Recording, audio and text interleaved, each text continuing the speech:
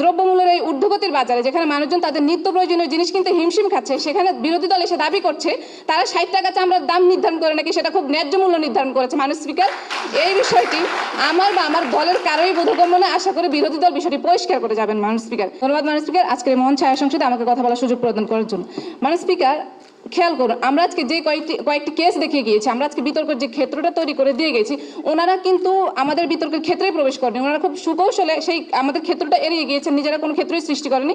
ওনারা ক্ষেত্রের আশেপাশে ঘুরঘুর করছে। মাননীয় স্পিকার, এবং মাননীয় স্পিকার, অত্যন্ত দুঃখের সাথে বলতে হয়, ঠিক সেই জন্য ওনাদের কোনো যুক্তি কিন্তু আজকের এই মহান সংসদে প্রস্তাবিত হওয়ার দাবি রাখে না। তাছাড়া মাননীয় স্পিকার, বিরোধী দলীয় মন্ত্রী বারবার বলে গেছেন যে উনি ঘাস খাওয়ার কথা বলে যাচ্ছেন, যে ঘোড়া ডিঙে ঘাস খাওয়া যাবে না। এখন মাননীয় স্পিকার, যদি ঘাসই না থাকে তাহলে কিন্তু ঘোড়ার অস্তিত্বই থাকবে না। মাননীয় স্পিকার, এবং মাননীয় স্পিকার, লক্ষ্য করুন, বিরোধী দল কিন্তু কোনো খবর পড়েন না, খবর দেখেন, ওনারা নিজেরাই খবর বানান। মাননীয় স্পিকার, কারণ হচ্ছে খেয়াল করুন, প্রতিদিনের সংবাদের একটি প্রতিবেদনে বলা হয়েছে বিগত এক দশকে চামড়ার দাম কমেছে প্রায় 33%। মাননীয় স্পিকার, অর্থাৎ 2013 সালে ঢাকার ভিতরে প্রতি বর্গফুটে চামড়ার দাম ছিল 85 থেকে 90 টাকা, যেটা 2024 সালে এসে হ্রাস পেয়ে হয়েছে 55 থেকে 60 টাকা। মাননীয় স্পিকার, অর্থাৎ দ্রব্যমূল্যের এই ঊর্ধ্বগতির বাজারে যেখানে মানুষজন তাদের নিত্য প্রয়োজনীয় জিনিস কিনতে হিমশিম খাচ্ছে, সেখানে বিরোধী দল এসে দাবি করছে তারা 60 টাকা চামড়ার দাম নির্ধারণ করে নাকি সেটা খুব ন্যায্য মূল্য নির্ধারণ করেছে। মাননীয় স্পিকার, এই বিষয়টি আমার বা আমার দলের কারোই বোধগম্য না। আশা করি বিরোধী দল বিষয়টি পরিষ্কার করে যাবেন। মাননীয় স্পিকার,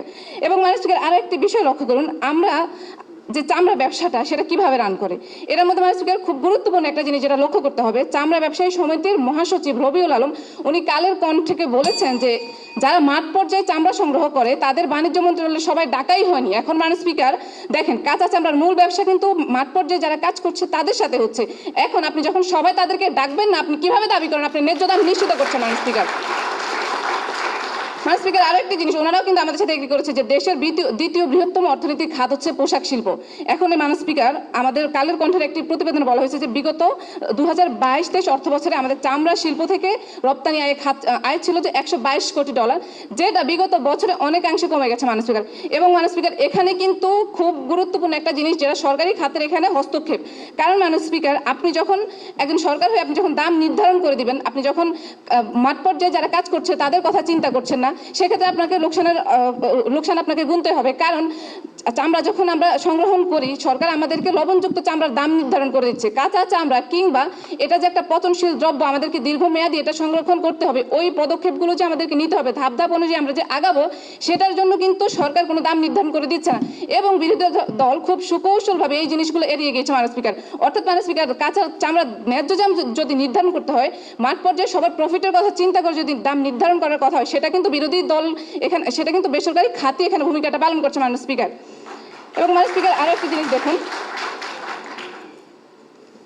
মাননীয় স্পিকার, বণিক বার্তা একটি প্রতিবেদনে বলা হয়েছিল যে 2015 সালে চামড়া শিল্পের বাজার ছিল প্রায় $299 মিলিয়ন, যেটা 2022 সালে অর্ধেক হ্রাস পেয়ে হয়েছে $154 মিলিয়ন। মাননীয় স্পিকার, এবং বিশ্বব্যাপী যত আবাদি পশুর আবাসস্থল সেটার 1.8% পশু বাংলাদেশে অবস্থান করছে।